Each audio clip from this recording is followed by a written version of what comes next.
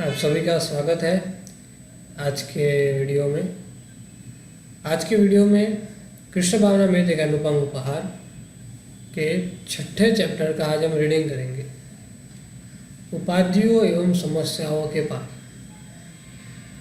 भगवान चैतन्य महाप्रभु की कृपा से कृष्ण भावनामृत की प्राप्ति सहज रूप से हो जाती है, लेकिन भगवान चैतन्य तथा उनकी शिष्य परंपरा का अनुग्रह जिनको मिल पाता है, ऐसे भाग्यशाली मनुष्य बहुत कम होते हैं। भगवद गीता के अनुसार मनुष्याणाम सहस्रेषु कच्चिद यतति सिद्धये यतताम अपि सिद्धानाम कंचिन माम वेति तत्वतः। हजारों मनुष्य में से कोई एक सिद्धि के लिए प्रयत्न करता है, और जिन लोगों ने सिद्धि प्राप्त कर ली है उनमें से कई विरले ही मुझे तत्व से जानता है। भगवत साक्षात्कार पशुओं या पशुतुल्य मनुष्यों या मानव रूपी पशु के लिए संभव नहीं है। समकालीन सभ्यता बहुत कुछ पशुओं की सभा जैसी है, क्योंकि जैसा पहले बताया जा चुका है, ये पार्श्विक प्रवृत्तियों के आधार पर संचालित होती है।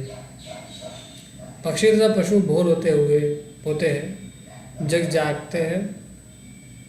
पक्षी तथा पशु भोर होते ही जागते हैं, जग जागते हैं और भोजन तथा मैथुन की खोज में व्यस्त हो जाते हैं एवं अपनी आत्मरक्षा के लिए प्रयत्नशील रहते हैं। रात्रि में वे आश्रय खोजते हैं और भोर होते ही पुनः बीज तथा फल की खोज में वृक्षों की ओर उड़ जाते हैं। इसी प्रकार न्यूयॉर्क में लोगों के बड़े बड़े समूह एक द्वीप से दूसरे द्वीप की यात्रा जल नौकाओं से करते हैं या किसी सबवे स्थानीय भूमिगत रेलगाड़ी की प्रतीक्षा करते रहते हैं, जिससे आजीविका की खोज के लिए अपने अपने कार्यालय जा सके। तो यह पशु जीवन की तुलना में किस तरह से प्रगति है। यद्यपि जल नौका तथा स्थानीय रेलगाड़ियाँ सदैव भीड़ से भरी रहती है और अनेक लोगों की जीविका के लिए 40-50 मील जाना आना पड़ता है, किंतु पक्षी भी एक वृक्ष से उड़कर दूसरे वृक्ष पर जाने के लिए स्वतंत्र रहते हैं। वास्तविक सभ्यता मनुष्य की पार्श्विक आवश्यकताओं को पूर्ण करने से ही संबंधित नहीं है, अपितु वह परम पिता परमेश्वर के साथ अपने संबंध को समझने में समर्थ बनाती है। मनुष्य ईश्वर के साथ अपने संबंध के बारे में किसी भी विधि से सीख सकता है, चाहे ईसाइयत के द्वारा या वैदिक साहित्य के द्वारा अथवा कुरान के माध्यम से, लेकिन प्रत्येक दशा में उसे सीखना तो आवश्यक ही है। कृष्ण भावनामृत आंदोलन का प्रयोजन ईसाइयों को हिंदू बनाना या हिंदुओं को ईसाई बनाना नहीं है, अपितु हर व्यक्ति को यह सूचित करना है कि मनुष्य का कर्तव्य है कि वह ईश्वर के साथ अपने संबंध को समझे। मनुष्य को इसे अवश्य सीखना चाहिए, अन्यथा वह पार्श्विक वृत्तियों में प्रवृत्त होकर अपने समय को व्यर्थ गंवाता है। हमें कृष्ण या ईश्वर से प्रेम करने का प्रयत्न करना चाहिए।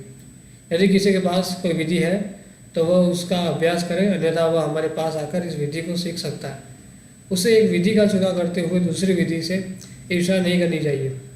विषादप्य अमृतम ग्राह्यम अमेध्यादपि काकनम निचाद्यपुत्तमम विद्याम स्त्रीरत्नम दुष्कुलादपि। चाणक्य पंडित कहते हैं कि जो अच्छा हो उसे किसी भी स्रोत से ग्रहण करना चाहिए। यदि एक गिलास में कुछ विष हो और कुछ अमृत भी हो, तो चाणक्य के कथानुसार मनुष्य को चाहिए कि अमृत को निकाल ले और विष को उसी में रहने दे। इसी प्रकार यदि किसी को कूड़े में सोना पड़ा मिल जाए तो उसे उठा लेना चाहिए। इसी प्रकार से यद्यपि वैदिक शिक्षा पद्धति के अनुसार ब्राह्मण जैसे बुद्धिमान व्यक्तियों से ही शिक्षा ग्रहण की जानी चाहिए, लेकिन किसी निम्न जाति वाले ने सत्य सीखा है तो उसे शिक्षक के रूप में स्वीकार करके उसे विद्या ग्रहण कर लेनी चाहिए। हमें यही नहीं सोचना चाहिए कि यह निम्न जाति में उत्पन्न है, अतएव शिक्षक नहीं स्वीकार किया जा सकता। इसी प्रकार यदि कोई ईश्वर को सचमुच जानना चाहता है तो उसे यह नहीं सोचना चाहिए कि मैं ईसाई हूँ, मैं हिंदू हूँ या मैं मुसलमान हूँ। यदि कोई सचमुच ईश प्रेम को समझना चाहता है तो उसे यह विचार करना चाहिए कि कौन सी विधि व्यवहारिक है। उसे यह नहीं सोचना चाहिए कि मैं कोई हिंदू या वैदिक शास्त्रों का पालन करूँ। वैदिक शास्त्रों के पालन करने का उद्देश्य ईश्वर प्रेम विकसित करना है। जब उच्च शिक्षा के लिए विद्यार्थी अमेरिका आते हैं तो वे यह विचार मन में नहीं लाते कि अध्यापक अमेरिकी है या जर्मन है या किसी अन्य राष्ट्रीयता वाला है। यदि वह उच्च शिक्षा ग्रहण करना चाहता है तो वह आता है और शिक्षा ग्रहण करता है। इसी प्रकार यदि ईश्वर को समझने तथा उन तक पहुँचने की कोई प्रभावशाली विधि है जिस प्रकार की यह कृष्ण भावनामृत विधि है, तो मनुष्य को चाहिए कि उसे ग्रहण करे। भक्ति की इस विधि को केवल भक्त्या सभी लोग नहीं, अभी तो जो बुद्धिमान तथा भाग्यशाली है वही ग्रहण करते हैं, और उनकी एकमात्र अभिलाषा कृष्ण की सेवा करने की रहती है। भक्तगण ब्राह्मण मुहूर्त से लेकर रात्रि में देर तक कृष्ण की सेवा में लगे रहते हैं। यह केवल्य या शुद्ध भक्ति कहलाती है, क्योंकि भक्तों के लिए अन्य कोई कार्य नहीं रहता।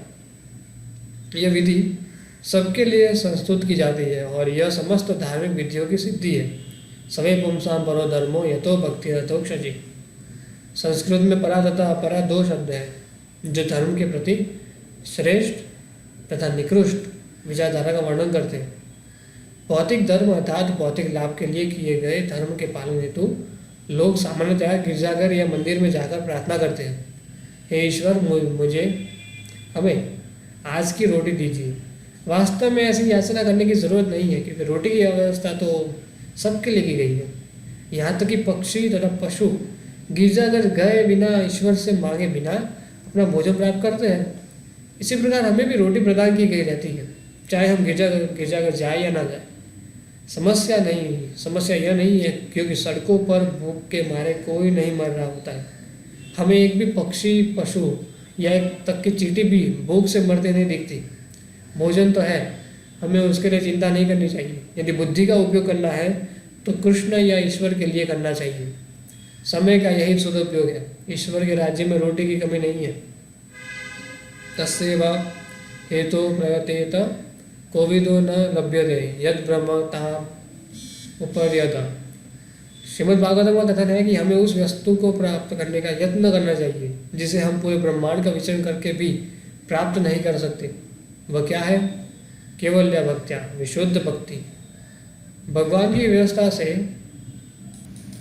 इस ग्रह में पर्याप्त अन्न, भूमि तथा अन्न पैदा करने की व्यवस्था आदि है, लेकिन हमने वस्तुओं की ऐसी व्यवस्था कर रखी है कि विश्व के एक भाग में लोग भूखों मर रहे हैं तो दूसरे भाग में अनाज समुद्र में फेंका जा रहा है।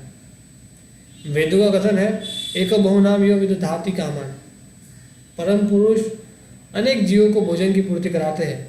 इस भौतिक संसार की कठिनाई यह है कि हम अपनी आवश्यकता से अधिक लेते हैं और इस तरह हम अपने लिए नई समस्याएं उत्पन्न कर लेते हैं।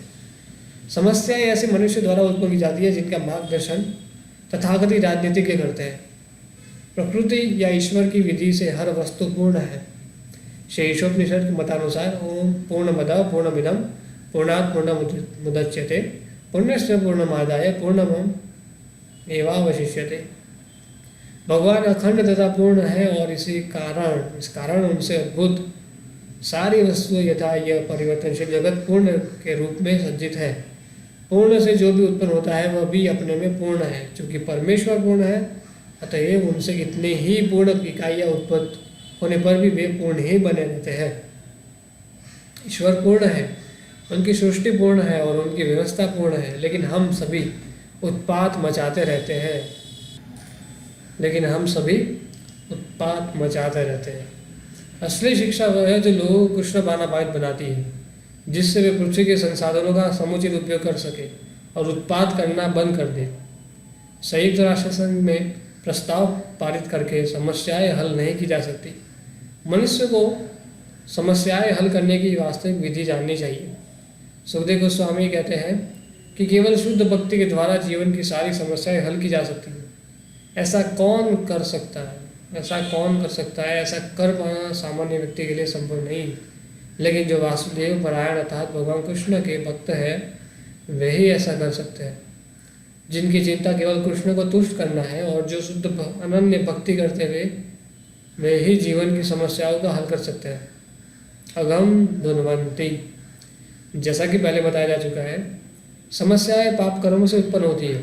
यद्यपि भोजन पर्याप्त है, लेकिन लाभ उठाने के लिए या केवल संग्रह करने के लिए प्रत्येक व्यक्ति आवश्यकता से अधिक संग्रह कर लेता है। भारत में 1942 में जो कृत्रिम दुर्भिक्ष पड़ा वह लोगों के द्वारा धन संग्रह करने तथा अनावश्यक रूप से अन्न संग्रह करने से उत्पन्न हुआ था। धनी लोगों ने चावल संग्रह कर लिया जो उस समय 6 रुपये प्रति सेर बिक रहा था, लेकिन अकस्मात एक सप्ताह के भीतर दाम बढ़ गया। ₹50 प्रति शेर हो गया। फलस्वरूप बाजारों में से चावल लुप्त हो गया था और लोग भूखे मरने लगे। उस समय उपस्थित एक अमेरिकी महाशय ने कहा था, यदि हमारे देश में लोग इस तरह भूखे मर रहे होते तो वहाँ क्रांति हो गई होती। लेकिन भारत के लोग इस तरह प्रशिक्षित तथा सुसंस्कृत थे कि इस कृत्रिम दुर्भिक्ष के बावजूद भी उन्होंने क्रांति करने के बजाय शांतिपूर्ण मर जाना श्रेष्ठ समझा। निस्संदेह यह तो केवल एक उदाहरण है, लेकिन इससे पता चलता है कि किस तरह समस्याएं ईश्वर द्वारा उत्पन्न न की जाकर मनुष्य द्वारा उत्पन्न की जाती है। प्रथम विश्व युद्ध के समय जर्मनी में स्त्रियां गिरजाघर में जाकर ईश्वर से प्रार्थना करती थी कि वे उनके पतियों, पुत्रों तथा भाइयों को सकुशल वापस लाती, लेकिन उनमें से कोई भी वापस नहीं आया। इसलिए ये सारी स्त्रियां नास्तिक बन गई। उन्होंने यह कभी नहीं सोचा कि ईश्वर ने युद्ध तथा इसकी समस्याओं का कभी समर्थन नहीं किया था। वे ईश्वर के पास समाधान के लिए गई। जब हम अपनी समस्याएं स्वयं उत्पन्न करते हैं तो हमें उनके परिणाम खुद भोगने पड़ते हैं। लेकिन यह सत्य है कि जो व्यक्ति भगवान अर्थात कृष्ण की शरण ग्रहण करता है उसकी सारी समस्याएं हल हो जाती हैं। इसलिए चाहे कोई अन्य कारण न भी हो, लेकिन इस कारण से मनुष्य को भगवान वासुदेव की भक्ति करनी चाहिए। वासुदेव भगवती भक्ति योग प्रयोजिता। यदि कोई भगवान वासुदेव की भक्ति करता है तो उसे अविलंब सर्वोच्च ज्ञान प्राप्त होगा। जन यत्यासु वैराग्यम, ज्ञान वैराग्यम शब्द का अर्थ है वह ज्ञान जिससे मनुष्य भौतिक आसक्ति से विरक्त हो जाता है। ज्ञान का अर्थ है ज्ञान और वैराग्य का अर्थ है विरक्ति। ज्ञान तथा वैराग्य दोनों ही इस जीवन के लिए आवश्यक है। मनुष्य को यह जानना चाहिए कि मैं आत्मा हूँ, मुझे इस भौतिक जगत से कोई प्रयोजन नहीं है, लेकिन चूंकि मुझ में इसको विभिन्न प्रकार से भोगने की इच्छा है, अतः मैं इस शरीर से दूसरे में देहांतरण कर रहा हूँ। मैं नहीं जानता यह कब प्रारंभ हुआ, लेकिन यह अब भी चल रहा है। यही असली ज्ञान है। ज्ञानी बनने के लिए मनुष्य को अपनी वैधानिक स्थिति समझनी आवश्यक है और इसका अनुभव करना चाहिए कि इस भौतिक जगत में वह किस तरह कष्ट भोग रहा है। ज्ञान की सिद्धि तभी मिलती है जब कोई वासुदेव परायण अर्थात भगवान वासुदेव का भक्त बन जाता है। भगवद गीता में भगवान कृष्ण अर्जुन को बताते हैं, बहुनाम जन्मनान्ते ज्ञानवान नाम प्रपद्यन्ते वासुदेव सर्वमिति स महात्मा सुदुर्लभ। अनेक जन्मों के पश्चात जिस मनुष्य को यथार्थ ज्ञान होता है वह मुझे समस्त कारणों का कारण समझकर मेरी शरण में आता है। ऐसा महात्मा अत्यंत दुर्लभ है। ऐसा महात्मा जो यह भलीभांति जानता है कि वासुदेव कृष्ण ही हर वस्तु के स्रोत है, अत्यंत दुर्लभ है। बड़ी बड़ी दाढ़ी तथा मूंछों वाले ऐसे तथाकथित महात्मा आसानी से मिल जाते हैं जो सबको बताते हैं कि वे ईश्वर के से तदाकार है और मरने के बाद वे जागेंगे और ईश्वर बन जाएंगे। लेकिन ये सब वास्तव में महात्मा नहीं होते, वे दुरात्मा होते हैं, कठोर हृदय वाले होते हैं, क्योंकि वे कृष्ण के वेद पद की अनितिकार चेष्टा करते हैं और उनसे एकाकार होना चाहते हैं। यदि किसी कार्यालय का नौकर अपने मालिक का स्थान ग्रहण करने की चेष्टा करे तो क्या वो मालिक उसे पसंद करेगा? इसी प्रकार जो जीव भगवान बनने का प्रयत्न करता है वह भगवान को अधिक प्रिय नहीं होता। निसंदेह कोई भी व्यक्ति भगवान नहीं बन सकता, लेकिन भगवान या भगवान का प्रतिद्वंदी बनने का यह प्रयास कृष्ण को पसंद नहीं आता। जो लोग इस तरह प्रयास करते हैं उन्हें भगवद गीता में द्विशत कहा गया है। भगवान कहते हैं, तानहम द्विशत क्रूरान संसारेषु नराधमान क्षिपाम्य जस्म शुभानासु शिरस्वेव योनिषु। ईर्ष्या करने वालों, दुष्टों, मनुष्यों में सबसे निम्नों नराधमों को मैं निरंतर भवसागर में विविध आसुरी योनियों में डालता रहता हूँ। इन व्यक्तियों को नारक की अवस्था में डाला जाता है क्योंकि वे भगवान के पद से द्वेष रखते हैं। सर्वप्रथम वे इस भौतिक जगत में उच्च स्थान ग्रहण करने का प्रयास करते हैं और जब वे अपने प्रयास में विफल हो जाते हैं तो वे सोचते हैं अब मैं भगवान का पद ले लूँगा। निस्संदेह इच्छा भी विफल होती है क्योंकि कोई भी व्यक्ति भगवान नहीं बन सकता। भगवान सदैव भगवान है और जीव जीव है। भगवान सर्वोपरि एवं अनंत है, हम शुद्ध अणु हैं। हमारी स्थिति भगवान की सेवा करने की है और जब हम अपनी स्थिति के अनुसार कर्म करते हैं तो हम सुखी बनते हैं। भगवान का अनुकरण करने से सुख नहीं मिल सकता। यस्य कनिष्ठ अस्ति कालम थावलंब्य जीवंती लोम विलजा जगदंडनाथा।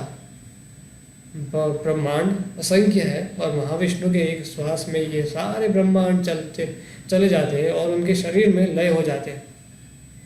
तो फिर जीव किस तरह भगवान बन सकता है? भगवान इतने सस्ते नहीं है। अतएव हमें ज्ञान में उन्नति करनी चाहिए और वासुदेव अर्थात कृष्ण को परमेश्वर के रूप में स्वीकार करना चाहिए। कृष्ण के मनुष्य होने का प्रश्न ही नहीं है। जब वे इस पृथ्वी पर प्रकट हुए तो कभी भी वे सामान्य जीव के रूप में प्रस्तुत नहीं हुए। यहाँ तक कि बाल रूप में भी वे सामान्य जीव की सामर्थ्य से परे आश्चर्यजनक कर्तव्य दिखाते रहे। किसी को यह नहीं मानना चाहिए कि जब कृष्ण की शरण ग्रहण करता है तो वह किसी सामान्य व्यक्ति की शरण ग्रहण करता है, अपितु यह कि वह पूर्ण पुरुषोत्तम परमेश्वर की शरण ग्रहण कर रहा है। निस्संदेह इसकी पुष्टि समस्त वैदिक ग्रंथों से होती है। अगम दुर्मांति, जब कोई कृष्ण की शरण ग्रहण करता है तो उसके सारे पाप कर्मों के फल ध्वस्त हो जाते हैं। भगवद गीता में साक्षात भगवान कृष्ण अपनी ही शरण ग्रहण करने के लिए सलाह देते।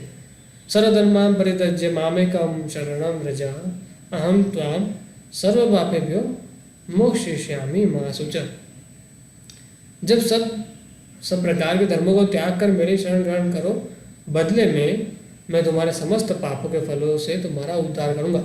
अतएव तुम्हें किसी प्रकार का भय नहीं करना चाहिए। अतएव जो मनुष्य भक्त है वासुदेव परायण और जो केवल भक्तिमय सेवा में लगा रहता है, वह तुरंत ही समस्त पाप कर्मों से मुक्त हो जाता है। कृष्ण की सेवा या कृष्ण भावना में कभी भी तर्क वितर्क की किसी भी मात्रा से प्राप्त नहीं किया जा सकता, अपितु उसे केवल कृष्ण के भक्त की अकारण कृपा से प्राप्त किया जा सकता है। यह पतित जीवों पर दया भाव के कारण महात्माओं द्वारा अनुपम भेंट के रूप में उन्हें प्रदान किया जाता है। महात्माओं द्वारा अनुपम भेंट के रूप में उन्हें प्रदान किया जाता है। कहा जाता है कि कृष्ण की कृपा से मनुष्य को गुरु मिलते हैं और गुरु की कृपा से मनुष्य को कृष्ण मिलते हैं। ये सूर्योदय के उपहार के समान है। रात्रि में घना अंधकार होता है, लेकिन प्रातःकाल जो ही सूर्योदय होता है लाखों मील तक फैला अंधकार तुरंत दूर हो जाता है। उसी प्रकार से यदि हम कृष्ण रूपी सूर्य को अपने हृदय के भीतर उदय होने दें तो हमारी सारी समस्याएं हल हो जाएगी।